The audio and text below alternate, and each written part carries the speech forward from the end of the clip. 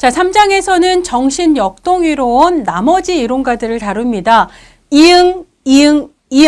자, 에릭슨, 융, 아들러 기억나시죠? 그래서 제가 OT 강의에서 말씀드렸어요. 에릭슨의 심리사회 이론 어떻게 외우라고? 에시마! 이렇게 해서 에릭슨 심리사회 바로 나와야 됩니다.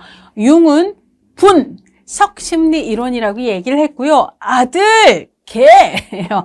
아들, 개. 개. 이렇게 해도 됩니다. 개.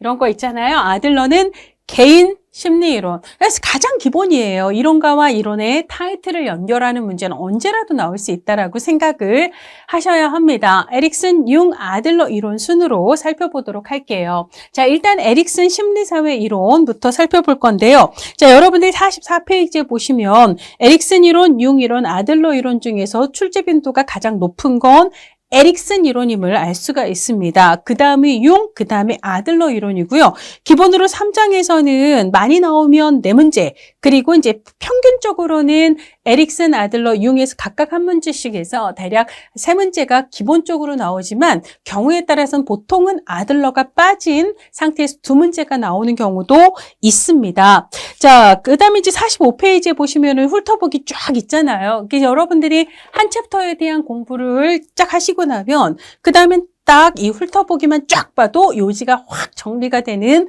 그런 식이 되어야 해요. 근데 이제 심리사회 이론에서는, 에릭슨 이론에서는 심리사회적 발달 단계 8단계의 위기와 특질, 그리고 그거에 대응되는 프로이트의 단계를 알아두시는 게 중요하다라는 거. 그 다음에 이제 융 분석 심리 이론에서는요, 개념 문제가 많이 나와요. 그래서 아니마, 아니무스를 구분하는 거, 페르소나, 음영, 자기, 자아, 개성화, 이런 다양한 용어들이 나오는데 각각의 개념들을 정확히 구분할 수 있는가를 물어보는 문제가 융 심리 이론에서, 분석 심리 이론에서는 주로 나옵니다. 아들러 이론에서는 인간관이라든지 그 외의 개념 문제가 주로 나오는 편이에요. 자, 에릭슨의 심리사회 이론이라고도 하고요. 얘를 자아 심리 이론이라고도 얘기를 해요. 자, 그래서 46페이지 맨 위쪽 에릭슨의 이론은 뭐다? 심리, 에시마에서 심리사회 혹은 에자야에서 자아 심리 이론 둘 다 맞는데 시험에서는 주로 심리사회 이론이 많이 나오기 때문에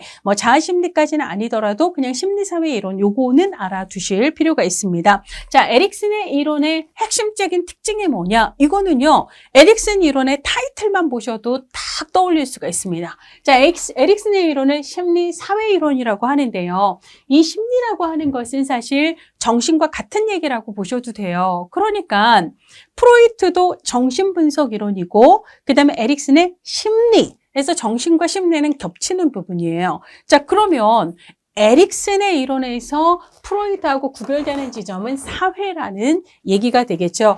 프로이트 이론은요, 우리가 정신분석 이론의 한계 쪽에서 봤던 것처럼 지나치게 개인 정신 내면의 요인에 치중한 나머지 개인을 둘러싼 문화적이고 환경적인 요인의 영향을 간과했다라는 비판을 프로이트는 받잖아요. 근데 에릭슨 이론은요, 심리사회 이론이에요. 즉 뭐냐면 인간의 발달이나 행동에 영향을 미치는 사회적이고 문화적인 환경의 영향력을 강조했다라는 거, 이게 프로이트의 정신분석하고 굉장히 다른 첫 번째 지점입니다. 자, 그 다음에 프로이트는 인간의 행동의 가장 근원적인 이유가 어디에 있다라고 얘기를 해요? 무의식의 원초와의 본능에 있다라고 이야기를 하잖아요. 무의식의 뭐의 본능이에요?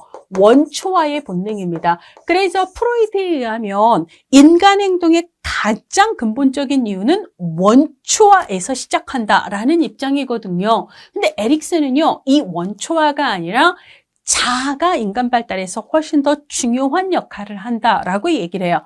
그래서 우리가 에릭슨 이론을 자아 심리 이론이라고도 하고 심리 사회 이론이라고도 이야기를 하는 거죠. 에릭슨 이론의 특징은 뭐냐? 자아가 중요하대요. 그 다음에 사회문화적인 환경도 중요하대요. 이 두 가지가 가장 프로이트랑 다른 지점이다라고 보시면 되겠습니다. 자, 에릭슨이 말하는 인간 발달 보시면은요, 46페이지 하단에 있습니다. 첫 번째, 우리 에릭슨의 점성 원리는 1장에서도 얘기했어요. 점성 원리의 핵심은 뭐다? 사람들은 누구나 예정된 단계를 순서대로 밟아나간다.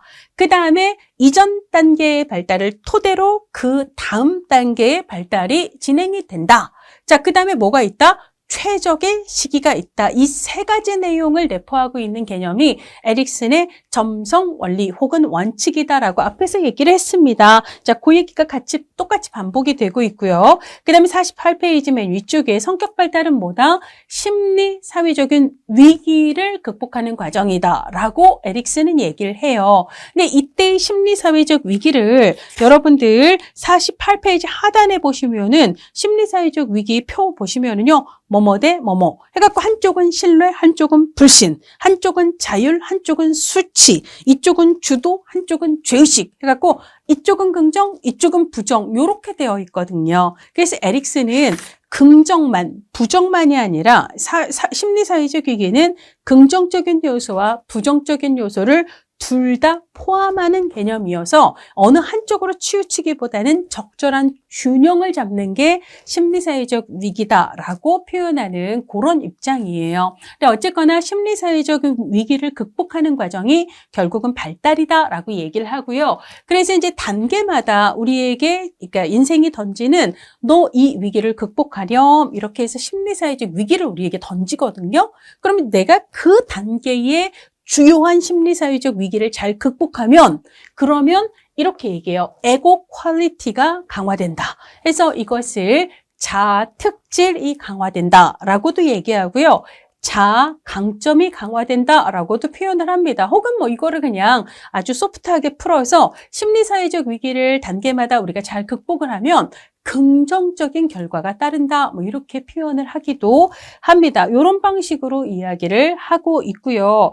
그 다음에 인간의 발달이라고 하는 것은 생물학적이고 심리적이고 사회문화적인 요인이 서로 상호작용하면서 진행이 된다라고 얘기를 하는데 사실 이거를 에릭슨만 얘기한 건 아니고요. 뒤에 나오는 피아제도 그렇게 얘기를 했고 융도 그렇게 얘기를 했어요. 다만 시험에서는 에릭슨의 심리사회 이론에서 이 얘기가 나올 가능성이 조금 더 큽니다. 어쨌거나 프로이트하고 다르게 사회 문화적인 환경 요인이 인간 발달에 중요한 기여를 하고 있다라는 걸 좀 더 강조를 하고 있다라는 거죠. 자, 48페이지 4번의 표에 보시면 인간 발달을 바라보는 에릭슨의 입장이 프로이트하고 어떤 점에서 차이가 나는가를 비교를 하고 있어요. 자, 우리 프로이트는요, 리비도, 즉 성적인 본능, 욕망을 추구하는 에너지가 신체 어느 부위에서 성적 쾌감을 충족하려고 하는가에 따라 발달 단계를 구, 항, 남, 잠, 생 아시죠? 그렇게 구분을 했어요. 이 발달을 뭐라고 부른다? 심리 성적인 발달이라고 이야기를 하죠.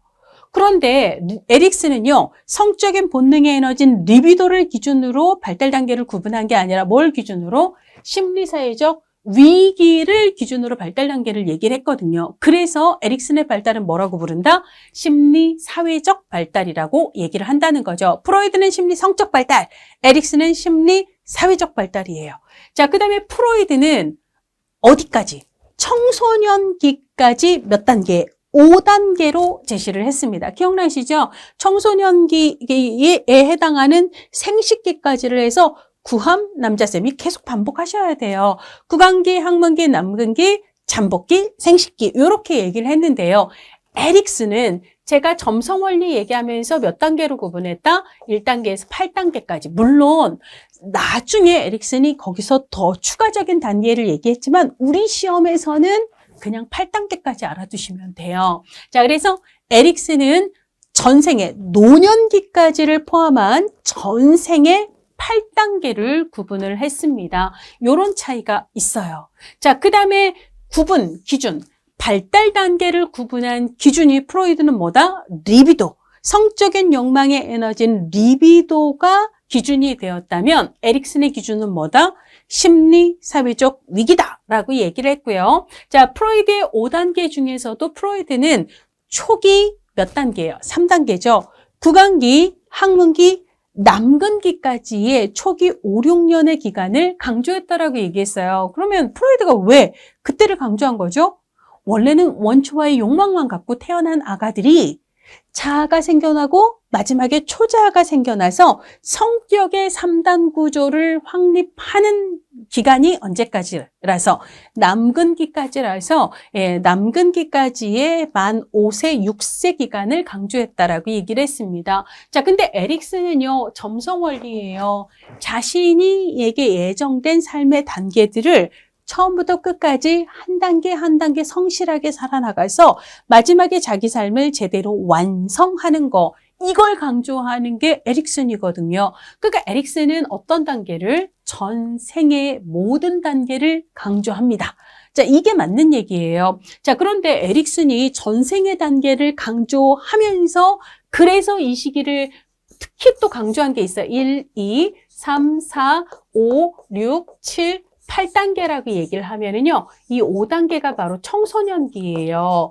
청소년기는 정체성, 정체감 혹은 정체성이 중요한 시기가 청소년기다. 이게 에릭슨의 생각이거든요. 자, 그럼 청소년기의 특수성은 뭐냐면요, 이 청소년기 전까지의 1, 2, 3, 4. 그러니까 청소년기 앞에 있는 4단계는 우리 아이들 초등학교 다니는 아동기에 해당하는데요. 우리가 이제 아동기까지는 누구의 보호 아래 살죠? 부모의 보호 아래 삽니다. 자, 그리고 청소년기가 지나면 6단계가 청년기 혹은 성인 초기라고도 얘기를 해요. 그럼 청년기의 가장 주된 과업은 뭐예요?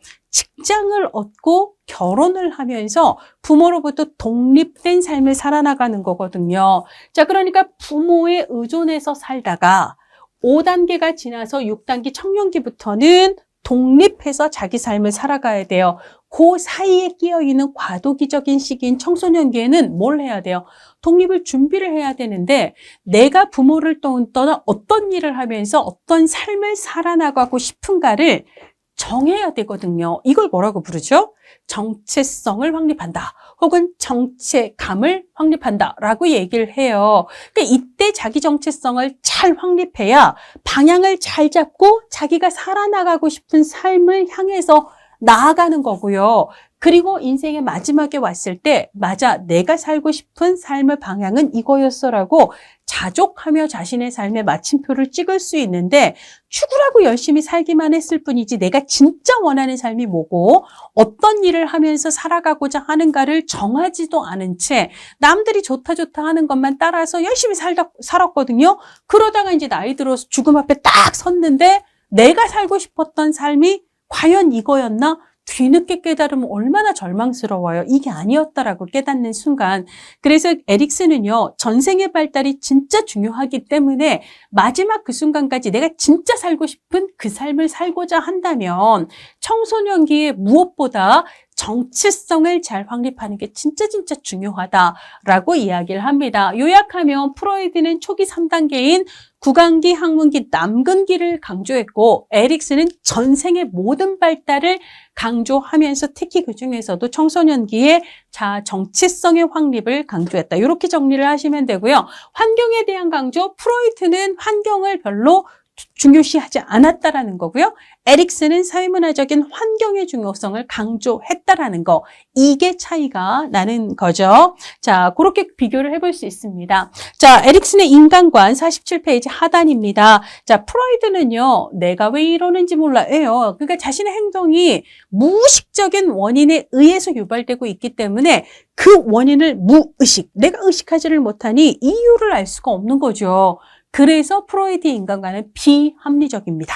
자, 근데 에릭슨은요, 비합리가 아니라 합리적이에요. 이성적이고 창조적이고 혹은 자율적이고 능동적이고 이런 거. 그러니까 프로이트하고는 좀 다른 측면으로 인간을 이해했다라고 보시면 되겠습니다. 자, 그렇게 인간을 바라보았다라는 거고요. 자, 그리고 이제 프로이드는 무의식의 원초와의 욕망이 인간 행동의 근본적인 이유다.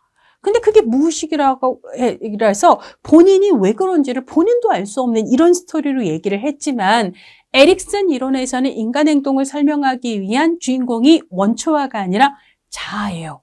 그리고 그 자아는요, 자신의 사고, 감정, 행동을 조절할 수 있는 존재다라고 이야기를 합니다. 자, 그래서 48페이지 맨 위쪽 보시면 에릭슨은 인간이 자아를 통해 자신의 사고, 감정, 행동을 조절할 수 있는 합리적이고 이성적이고 논리적이고 그다음에 능동적이고 적응적이고 가변적이고 자율적이고 창조적인 존재다라고 이야기를 한 거예요. 이걸 다 외워야 되나요? 아니요. 그냥 프로이트와 다르다.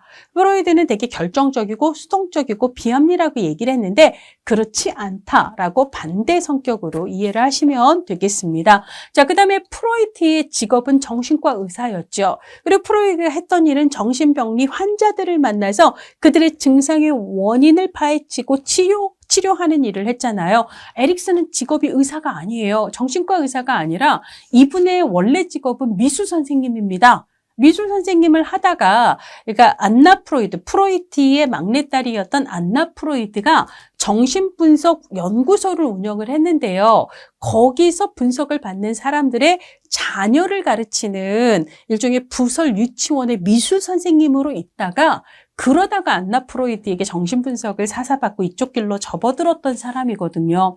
이분은 본인이 정신과 의사가 아니기 때문에 사람을 치료하거나 정신병리 환자를 만나거나 이런 게 아니거든요. 자, 그래서 에릭슨은 프로이트하고 다르게 병리적인 환자들을 이해하는 데 초점을 둔 게 아니고요. 그냥 사람들이 살아나가는 일반적인 삶에 관심을 둔 거예요. 그래서 인간 발달에 정상적이고 긍정적인 측면에 초점을 두었다. 이거 누구랑 대비하면 돼요? 프로이트랑 대비해서 알아두시면 되겠습니다. 자, 그 다음에 이제 가장 중요한 게 이겁니다. 그래서 요거는 그냥 매년도 한 문제는 꼭 나온다라고 생각하고 꼭 암기를 해두셔야 돼요. 자, 에릭슨의 발달 단계는 심리, 사회적 발달 단계고요. 1단계에서 8단계까지가 있습니다. 그리고 아까 얘기했듯이 5단계 청소년기 제일 중요한 게 뭐다? 자아정체성이다 라고 얘기를 했어요. 정체성이라고 해도 되고 자아정체성이라고 해도 되고 정체감이라고 해도 되고 자아정체감이라고도 해도 돼요. 그러니까 이걸 제대로 확립하는 게 중요한 거고 자아정체감이라고 하는 건 뭐냐면 내가 어떤 역할, 인생엔 되게 다양한 역할들이 있잖아요. 근데 내가 다양한 역할들 중에 어떤 역할을 하고 살아가고 싶은지를 결정을 하는 거거든요. 그래서 다양한 역할들 중에 자신이 원하는 역할을 결정하지 못한 채 뭐 해야 되지? 뭐 해야 되지? 이런 상태를 자아정체감 혼란이라고도 얘기하고요. 이걸 다른 말로 역할혼란, 다양한 역할들 중에서 뭘 해야 될지 모르겠어요. 그래서 역할혼란이라고도 얘기를 해요. 그래서 특히나 에릭슨은 청소년기의 자아정체성 확립과 역할 혼란 요 사이에서 정체감을 잘 확립하는 게 중요하다라는 이야기를 했습니다. 자, 그 다음에 이제 그렇고요. 그 다음에 청소년기에는 요것도 한번 알아두세요. 제가 이 얘기를 여기다 쓰지는 않은 것 같은데요. 요것도 알아두세요. 기본으로 이제 우리가 다양한 역할들이 있잖아요. 예를 들자면 우리가 청소년기에 전공, 나 뭐 예를 들어 뭐 문과를 가나 이과를 가나 그다음에 뭐 내가 뭘 전공하지, 어느 학과를 가지 이런 것들을 막 결정을 해야 되잖아요. 자신의 진로를 결정한다라고 이야기를 하잖아요. 그럼 진로는 굉장히 다양한 진로들이 있습니다. 그렇죠? 다양한 역할이 있다라는 거죠. 그래서 이제 우리가 이것도 한번 나 이런 거 한번 해볼까? 이거 아닌 것 같아. 이거 한번 해볼까? 아닌 것 같아. 그래서 다양한 역할들 속에서 이거 해볼까? 저거 해볼까? 하면서 시도해보는 기간. 이거를 적어두세요. 심리, 사회적, 유예기. 이거 뒤쪽에 이제 청소년기 쪽에서도 얘기를 하겠지만 에릭슨의 이론에 등장하는 개념들 중에 하나로 청소년기의 발달을 얘기할 때 에릭슨이 심리, 사회적 유예기라고 청소년기를 얘기를 해요. 이 말은 다양한 역할들 중에 이거 해볼까? 저거 해볼까? 시도해보는 기간이에요. 그래서 다양한 역할들을 시도해보면서 이거 해야지라고 결정을 하면 그게 바로 자아정체감 확립이 되는 거죠. 그래서 심리사회적 유예를 거쳐서 청소년기에는 자아정체감을 확립하게 된다. 이렇게 생각을 하시면 되겠습니다. 어쨌거나 이제 아까 청소년기 얘기했으니까 이것부터 얘기를 하고요. 그러면 우리가 청소년기 앞에 있는 단계는 우리가 이제 청소년기는 중고등학생 떠올리면 되잖아요. 그럼 4단계는 뭐겠어요? 초등학교. 초등학교 다니는 시기거든요. 그래서 이 시기를 일반적으로는 아동기라고 부르는데 여기서는 학교 다닌다 해서 학령기라고도 부릅니다. 그래서 학령기나 아동기는 그냥 같다라고 생각을 하시면 돼요.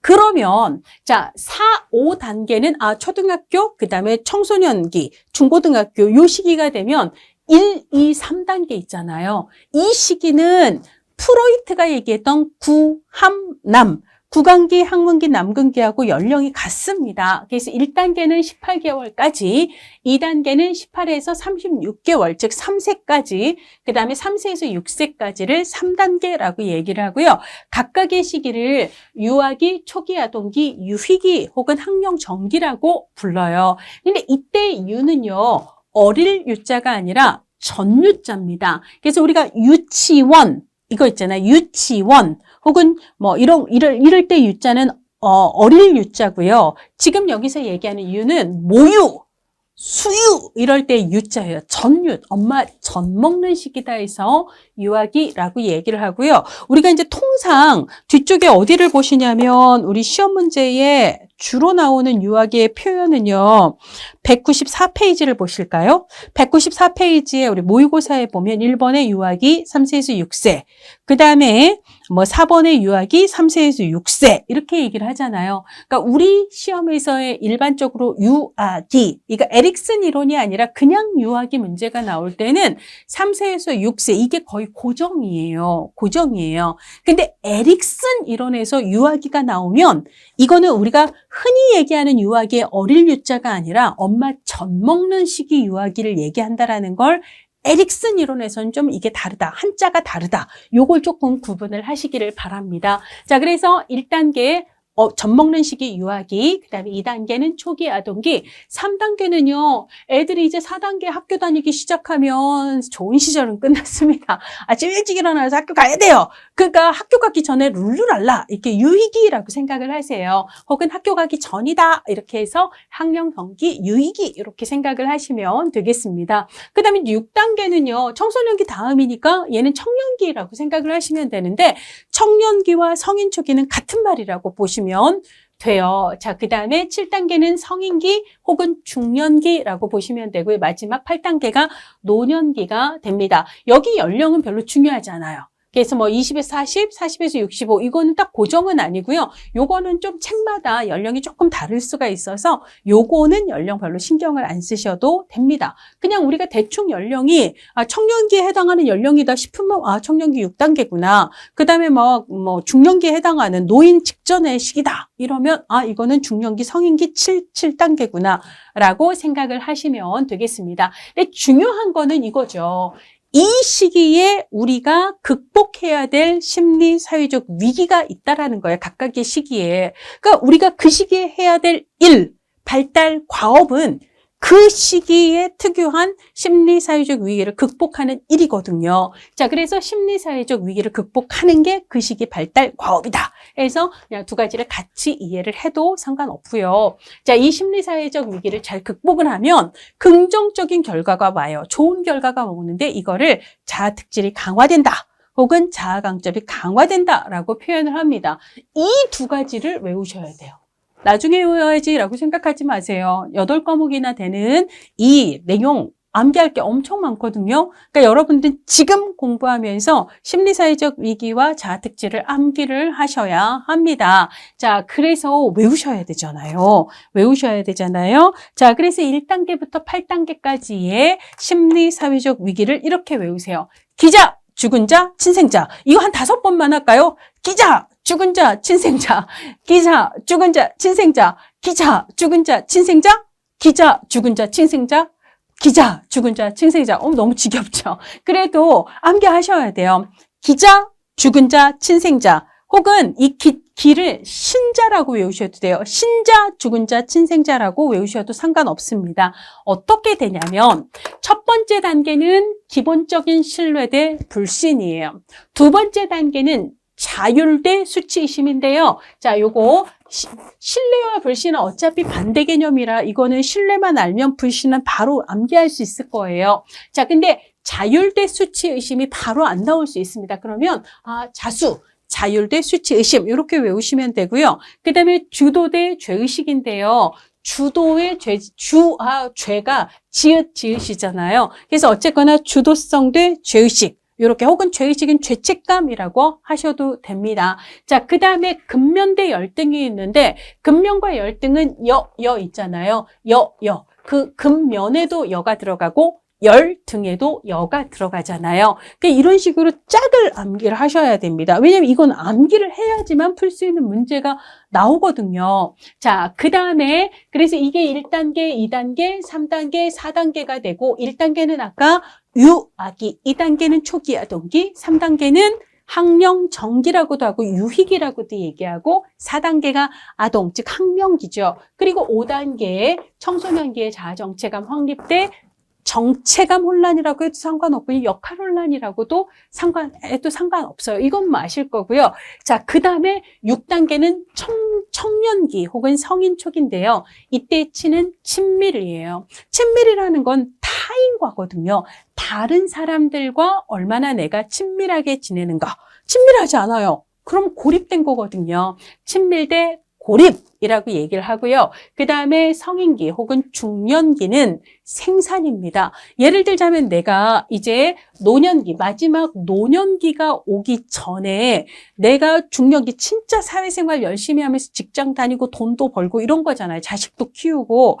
자, 그래서 중년기에는 내 인생의 노년이 오기 전에 혹은 내 인생의 겨울이 오기 전에 내 가을, 내 인생의 가을이라고 생각을 하면 가을에는 많은 것들을 추수하잖아요. 약간 그런 느낌으로 중년기에는 생산대. 근데 내가 막 열심히 살았던 것 같은데 거두려고 보니 아무것도 내가 특별히 막 거둘 게 없어요. 내가 뭐 하려고 이렇게 열심히 살았지? 너무 공허한데 아무것도 없는 것 같은 그걸 우리가 침체라고 이야기를 합니다. 자, 그래서 우리 암기를 할 때요.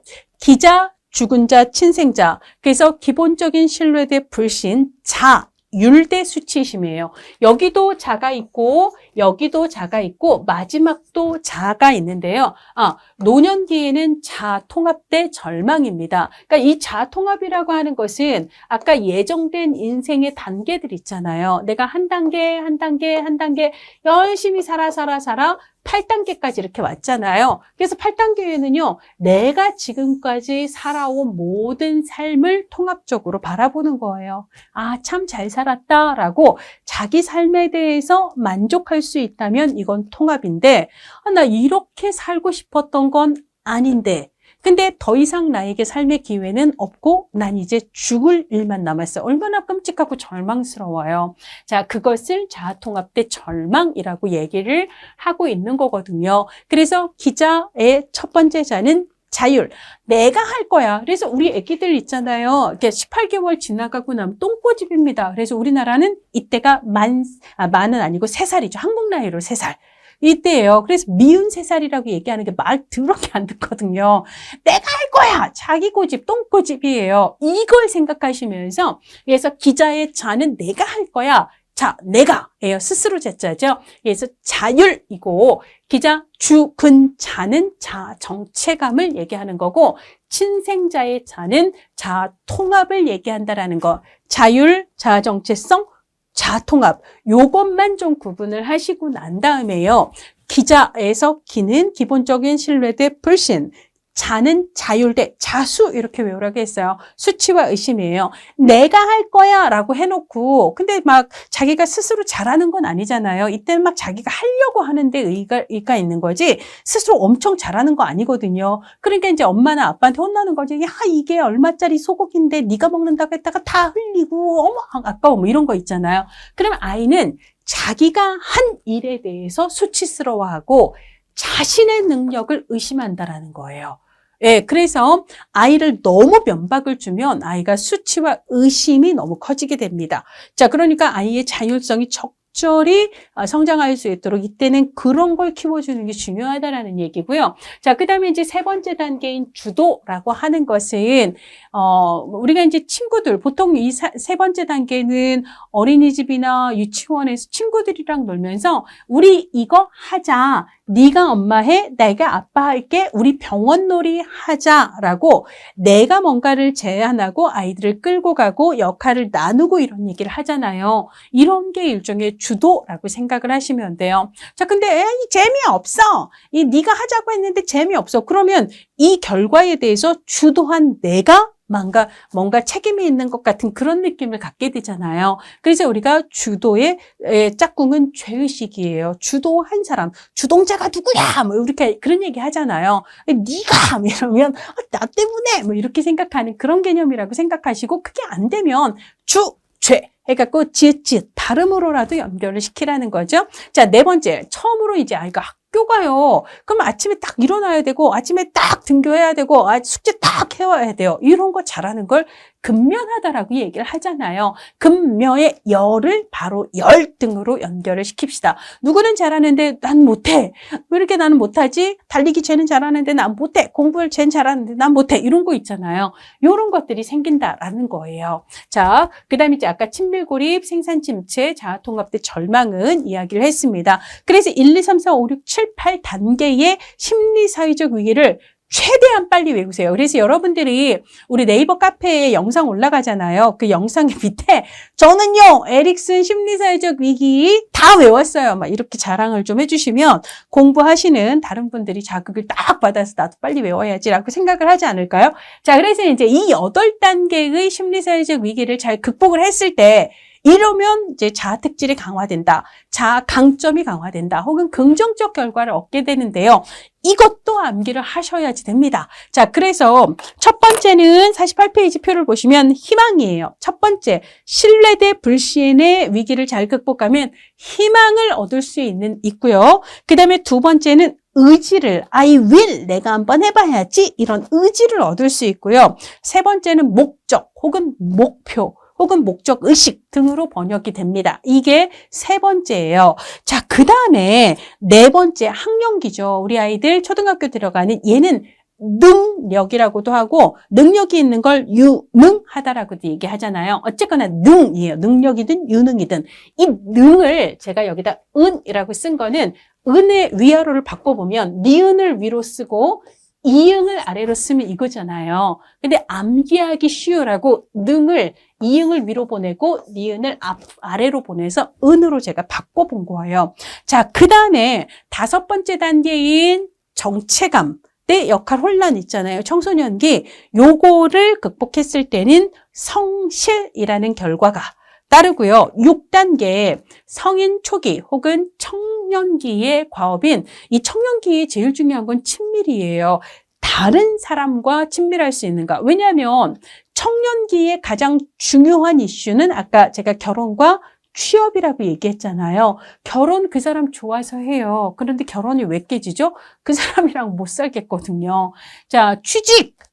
그 회사 좋다고, 돈 많이 주고, 막, 출퇴근 좋고, 막, 복리후생 좋다고 해서 그 회사 갔거든요. 왜 때려치죠? 그 새끼랑은 일 못하겠어. 이런 거 있잖아요. 그 놈이랑 도대체 일을 못하겠어. 그 상사 비기 싫어서 못 다니겠어.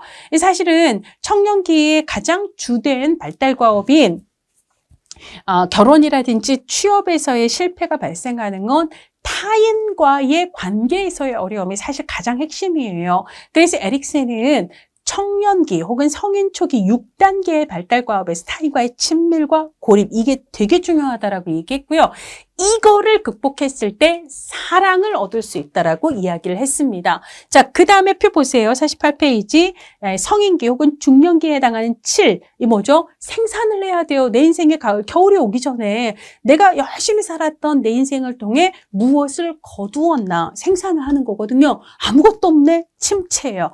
생산과 침체 사이에서 위기를 잘 극복을 하면 내가 생산한 걸 갖고 내가 먹자고 그런 건 아니에요. 내가 이렇게 열심히 생산을 해놓은 걸 내가 떠나더라도 남는 후대들, 다른 그러니까 후손이나 혹은 다른 이게 그 후배들을 위해서 내가 남겨줄 유산을 남기는 거거든요. 그렇죠? 그러니까 이거는 남겨질 사람들에 대한 배려라고 보시면 돼요. 그들을 위해 내가 이렇게 거둔 열매를 남겨줘야지, 이런 개념이에요.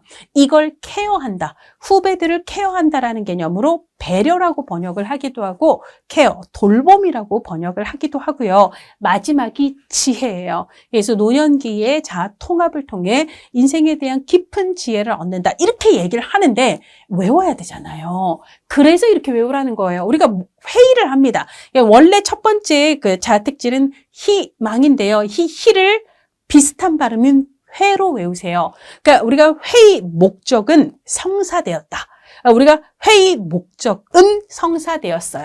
그래서 이제 성사됐습니다. 그래서 말은 안 되지만 기념으로 배지 달자는 거예요. 배지. 기념 배지 하나 달아요. 그래서 회의 목적은 성사 배지. 회의 목적은 성사 배지. 이거 꼭 암기를 하셔야 됩니다.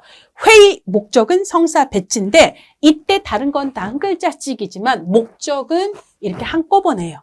회의 목적은 성사 배지예요. 자, 그래서 1단계의 심리사회적 위기를 극복을 했더니 희망을, 그렇죠? 그 다음에 두 번째는 의지를, 세 번째는 그냥 목적이고요. 은은 위아래를 뒤집으세요. 위아래를. 은을 뒤집으면 능이 되거든요. 이걸 능력 혹은 유능이라고 바꾸시면 되고, 성은 성실을, 사는 사랑을, 배는 배려 혹은 돌봄을, 지는 지혜를 의미한다. 그래서 여러분들이 에릭슨의 심리사회적 위기, 그러니까 심리사회 이론을 떠올리면 바로 그 글자를 보자마자 기자, 죽은 자, 친생자, 회의, 목적, 은, 성사, 배지, 이거를 쓰셔야 돼요.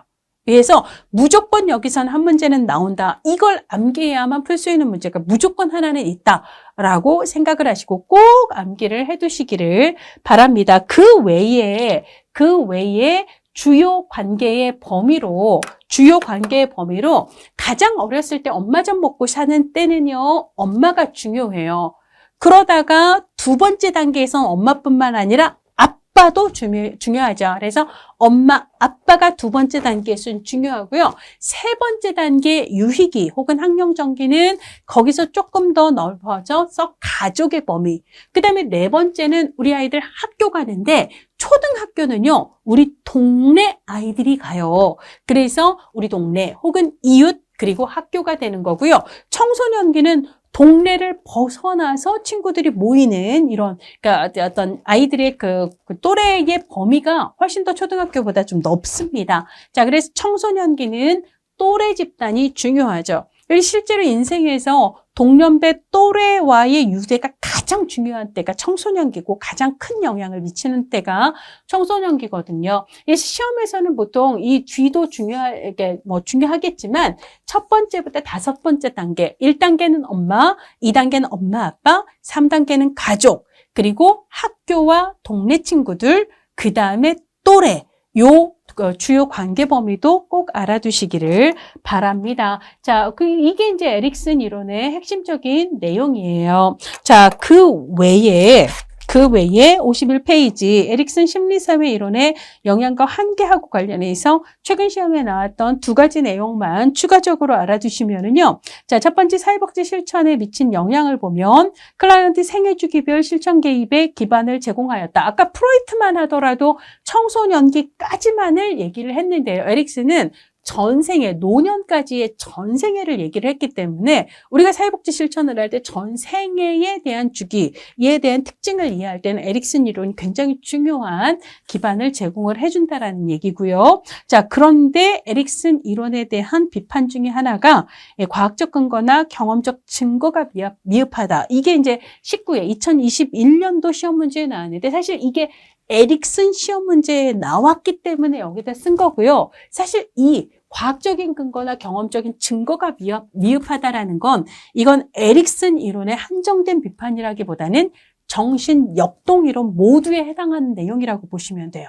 정신 분석 이론 프로이트 거죠. 분석 심리 이론 융 거죠. 심리사회 이론 에릭슨 거고 개인 심리 이론 아들러인데요. 이들은 다 인간 행동의 이유를 정신 내면에서 찾았는데요. 정신 내면은 우리가 눈으로 볼 수 없고 확인을 할 수 없는 세상이잖아요. 그러다 보니까 말은 되게 그럴싸한데 이게 과학적으로 근거가 있는 얘기인지 증거가 있는지 이런 건 얘기하기가 어렵다라는 거죠. 그래서 혹시라도 여러분들 얘가 에릭슨 문제에서 나온 에릭슨 이론의 한계였지만 혹시라도 똑같은 얘기가 융 이론에서 나오면 아 틀렸어 이러면 안 돼요.